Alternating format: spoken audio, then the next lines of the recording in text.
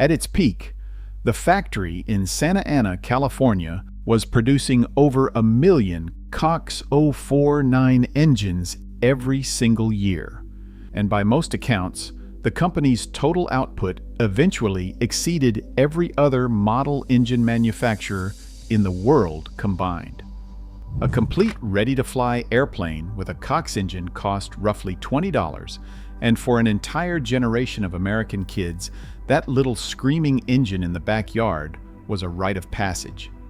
So why did the Cox 049 disappear from shelves entirely? In Santa Ana, California, in 1945, a tinkerer named Leroy Cox started a manufacturing operation out of his garage with almost nothing to work with. Metal was still scarce because of the war, so he made wooden pop guns and hired local housewives to assemble them. When metal became available again in 1946, cheaper competitors flooded in, and Cox pivoted to die-cast tether cars. The cars sold well enough that hobbyists started dropping small airplane engines into them, and Cox recognized the opportunity to build his own. By around 1951, he had developed a .049 cubic inch glow plug engine called the Space Bug. It was small, it was deafeningly loud, and it ran on a fuel mix of methanol and castor oil, with the original selling for $6.95. But the real breakthrough came a few years later, when Cox engineer Bill Selzer designed the Bay B 049, an engine built with a machined extruded aluminum crankcase rather than a cast one. It was more reliable, easier to start, and it retailed for under $4. That price point was devastating to the competition, and several rival manufacturers in the half-A engine class simply stopped production because they could not compete. The Bay B became one of the best-selling model engines in history, and mounted in ready-to-fly plastic control line aircraft, it put powered model aviation into the hands of kids who previously could not afford it. Through the 1950s and 60s, Cox Manufacturing grew at a staggering pace. The factory started at around 80,000 square feet and eventually expanded to 225,000 square feet. At its height, the company employed roughly 250 workers and produced more than 50 different engine models over its lifetime, with over 1 million engines rolling off the line every year. But Cox was not content with just dominating the engine market. Starting in the late 1950s, the company took over the flight circle at Disneyland's Tomorrowland. Cox employees performed control line flight demonstrations every half hour, from park opening until dusk, inside a 75-foot circular arena in the heart of the park. They flew Cox planes, raced Cox tether cars, and ran Cox-powered boats in a small water pool while hundreds of thousands of visitors watched over the years. Walt Disney himself reportedly loved the attraction and was regularly seen stopping by. The flight circle ran until around 1966, when Tomorrowland was redesigned. For a generation of American kids growing up in the 50s, 60s, and into the 70s, the smell of castor oil exhaust, the sting of a control line handle against your palm, and the terrifying thrill of a tiny airplane screaming in circles at the end of 2 thin wires was something you simply never forgot. The engine business alone could have carried Cox for decades, but the company wanted more. In 1962, they jumped into the slot car craze, establishing Cox International in Hong Kong to meet surging demand. For a while, it looked like another gold mine, but as suddenly as the slot car fad had arrived, it collapsed almost overnight in 1967, and Cox was left sitting on enormous unsold inventory and a serious cash flow problem. Around the same time, Roy Cox's wife Myrtle passed away, and his own health was declining. In 1969, he sold the company to a conglomerate called Leisure Dynamics and retired from the business entirely. He died in 1981 at the age of 75, but not before being recognized as the most prolific model engine manufacturer in history. What followed was a decades-long chain of corporate ownership changes that slowly bled the Cox brand dry.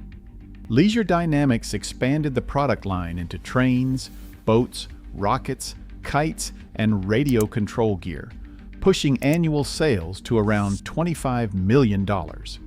But they also split the company in two in 1971, moving model production to Minnesota while leaving engine manufacturing in Santa Ana.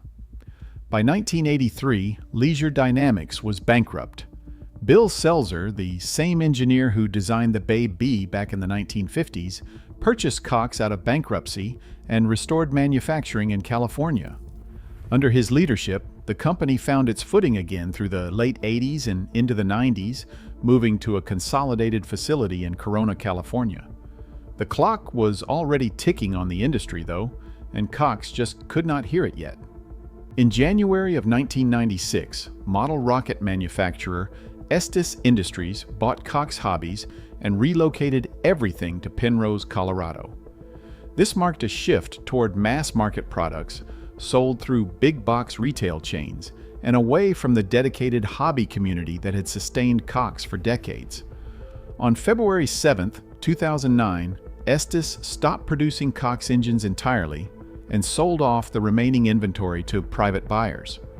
Then in January of 2010, Hobbico, one of the largest hobby distributors in the United States, acquired the Estes Cox business.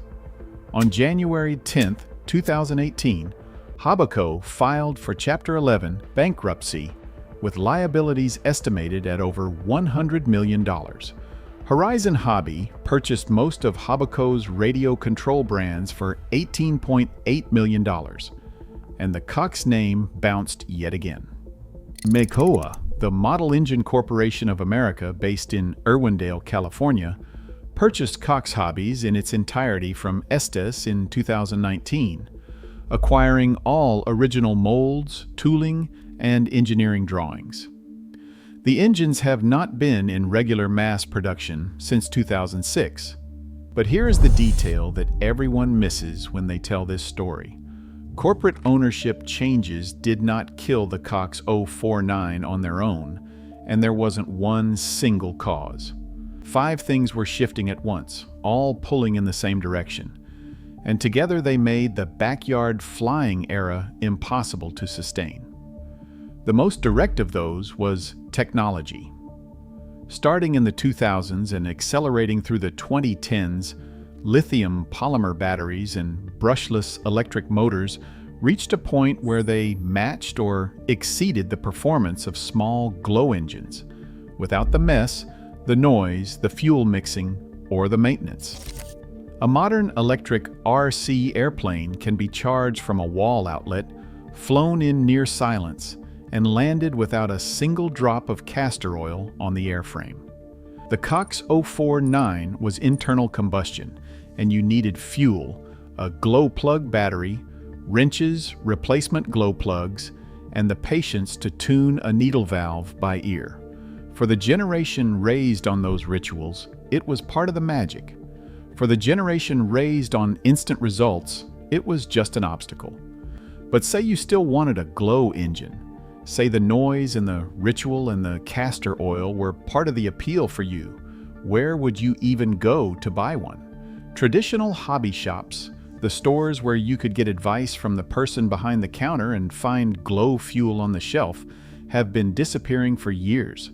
The hobby and toy store industry in the United States shrank at a compound annual rate of 1.6% between 2021 and 2026, driven by the shift to online retail and the loss of independent stores that could not compete with e-commerce pricing. When those shops closed, new hobbyists lost their entry point entirely. And right around the time those storefronts were going dark, the federal government decided to get involved. In 2016, the FAA began regulating recreational drones and lumped traditional model aircraft into the same framework. One industry editor described the impact at the time by saying it simply chilled the market. that parents would rather buy their kid a BB gun than register a toy airplane with the federal government. In 2021, the FAA finalized its Remote ID rule, a digital license plate requirement for unmanned aircraft, which went into full enforcement in 2024 with civil penalties up to $27,500 for non-compliance. That is not a typo, and it applies even to hobbyists flying in an open field. While control line models are technically exempt, the perception of regulatory red tape alone created what the Academy of Model Aeronautics described as a serious disincentive for hobbyists. But all of that assumes there is still a generation of kids who want to go outside and build something with their hands. And that is where this story becomes hardest to argue with. Children's unstructured outdoor play has been declining for over 4 decades, well before smartphones existed, but the acceleration since has been measurable. Research published in 2024 and 2025 shows that children in the United States spend over 2 hours a day on screen-based activities, with kids aged 0 to 8 averaging about 2.5 hours of daily screen time. Between 1981 and 1997, outdoor playtime for kids aged 6 to 8 had already dropped by 25%. The generation that would have been handed a Cox 049 in the backyard is now being handed a tablet instead. And this is the part of the story where the numbers stop being abstract. The Academy of Model Aeronautics, the largest model aviation organization in the world, currently lists around 165,000 members. And the organization's own 2025 election candidates openly acknowledged that membership loss is an issue and a concern. The people still flying control line are, overwhelmingly, the same people who learned on Cox engines decades ago, and the pipeline of new participants has thinned to almost nothing. The Cox 049 is not forgotten, but it is collected now, not manufactured. Vintage Cox TD and Bay B engines in original packaging sell for hundreds of dollars, and dedicated forums sustain a community of builders and restorers who keep them running. Maycoa continues to supply parts from the original Cox tooling out of Irwindale, California, but it is a preservation effort, not a growth industry. That factory in Santa Ana that once turned out over 1 million of these engines a year is long gone. But somewhere in a garage, a man in his 60s is still tuning a Cox needle valve by ear, still smelling castor oil on his hands, still flying the same control line airplane he got when he was 10. The engine still starts on the second flip. The only thing missing is the kid next door who was supposed to learn how.